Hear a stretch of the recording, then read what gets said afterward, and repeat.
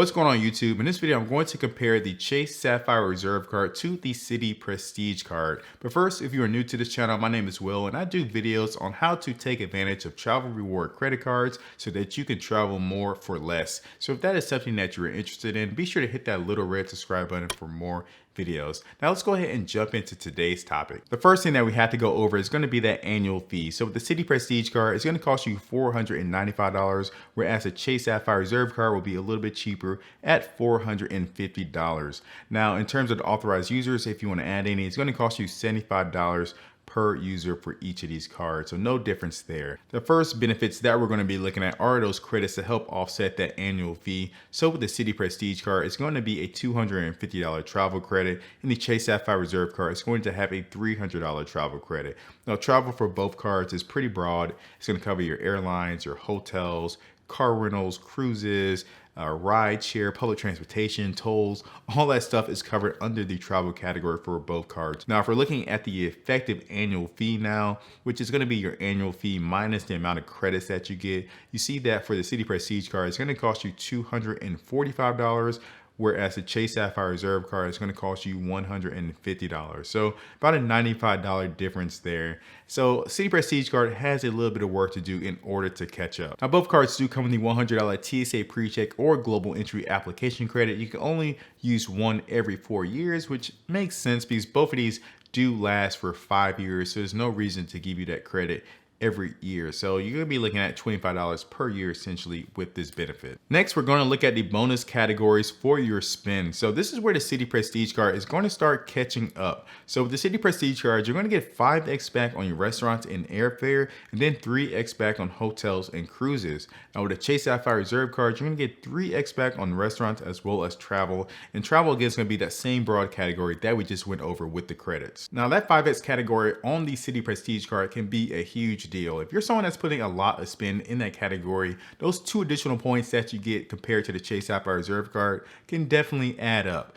Now, right now we know that the effective annual fee based on the benefits that we looked at is $95 more on the Citi Prestige card when compared to the Chase Sapphire Reserve card. So what I did is I looked at a break-even calculation. If you're new to my channel, I do a lot of break-even calculations. So I did one for this. Now, if you were to value Citi points and Chase points at just 1.5 cents per point, both of them at the same amount, which is kind of a conservative estimate, but just for this calculation, that's what I use. You will have to spend $3,200, roughly $3,200 per year on your Citi Prestige card in order to make up for that $95 in additional annual fee that you are paying.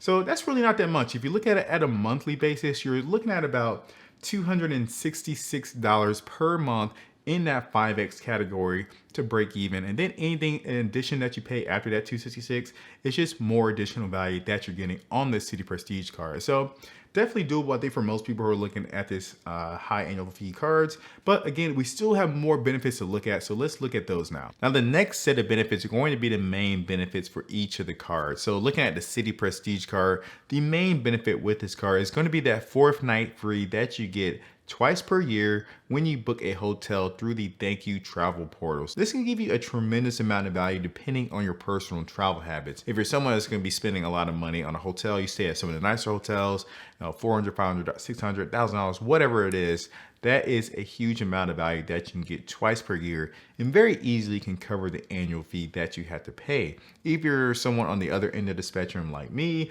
that's maybe paying $150, $250 per night for a hotel, I'm still getting pretty good value with that 4th night free. Now, one thing you need to know when booking your hotel through the Thank You portal is that you probably won't be able to tie your elite status with the hotel you're staying at to your actual booking. So if you do have status, you're not going to be able to take advantage of any of the benefits that status comes with, or be able to even accumulate, elite nights for your stay. So just kind of a trade-off with the new 4th night free and the devaluations that they put in 2019. I do think it's still worth it. You're still getting a lot of value with that free night, even with the loss of benefits, but it's just something that you do have to take into consideration. Hey guys, if you could smash that like button, an easy and free way to support the channel, I would greatly appreciate it. Now, moving on to the Chase Sapphire Reserve card, the main benefit that you're going to get with this card is going to be that 50% increase in value when you use your points on the Chase travel portal. Now, I've gotten a lot of value with just this benefit alone over the past couple of years since I've had the Chase Sapphire Reserve card, Just recently, I booked a flight to Japan using it, and I was able to save like 40,000 points plus $400 worth of cash. So I just talked about this in my most recent What's in My Wallet video. I'll link that up here if you want to check it out. Moving on to some of the other key benefits with the two cards. With both cards, you're going to get Priority Pass Lounge membership. And this is one of the benefits that the authorized user can take advantage of. They can get their own membership. Now, one of the key differences between the two cards when it comes to this is that with the Chase Sapphire Reserve card, you can bring up to 2 guests, and any additional guest is going to cost you like 35 bucks. Now, with the Citi Prestige card, you can also bring in 2 guests, or you can bring in your entire immediate family, no limit. So if you have, 6, 8 people size family, you can bring them all in at no additional charge. Now, I believe the kids do have to be, under 18 years or older, so just keep that in mind. But you can definitely save some money depending on how you're traveling, who you're traveling with. Now, moving on, we have our transfer partners between both of the cards. So with the Citi Prestige cards, you're gonna get about 15 different airlines that you can transfer your points to for redemption. And then with the Chase Sapphire Reserve card, you're gonna get 10 different transfer partners, a mixture of both airlines as well as hotels. And one notable one is, of course, going to be the Hyatt Hotel. It's just a great way to redeem your points. Just transfer your points out to the Hyatt, and you'll definitely get tons of value with that. And then when it comes to the airlines, it's kind of subjective. It just kind of depends on, your personal preference when it comes to flying different airlines. Finally, we have some other perks here, and this is pretty much the end of the road for the Citi Prestige card. They just did a bunch of slashing on all of their benefits in 2019. They still have cell phone coverage, so I guess that's something. Hey guys, I recorded this video a while ago, and since then I dropped another video talking about the Citi Prestige card and some of its hidden benefits. One of them includes a lift credit of $10 per month. So be sure to go check that out. I'll link it up here. Now back to the regular video. But the Chase Sapphire Reserve card, you still have a ton of benefits. It is the king when it comes to insurances. So you got your trip cancellation and interruption insurance, your car rental insurance, lost baggage, delayed baggage. You have purchase protection, return protection.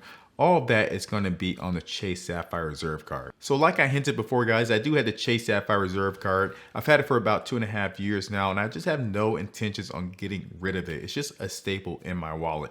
The Citi Prestige card, is something I have been eyeing for the past few months now. It just doesn't quite fit my travel needs or my future travel needs. So once, it kind of lines up better with that, I'll definitely jump on it. I just don't want to get it now and not really be able to take full advantage of it. But let me know down in the comments below, guys, which card you think is better and why. Be sure to smash that like button. Very free and easy way to support the channel. I would greatly appreciate it. Thank you for watching. Be sure to subscribe, and I'll catch you guys next time.